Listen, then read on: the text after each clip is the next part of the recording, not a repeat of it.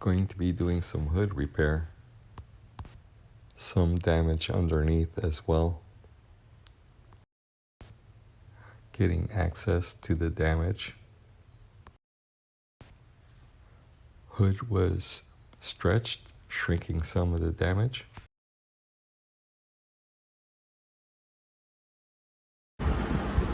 Spend a few more bucks on your fiberglass hood, get a better quality. I had to drill new holes so the hood would fit correctly. A lot of air pockets in the gel coat. A lot of additional repair and sanding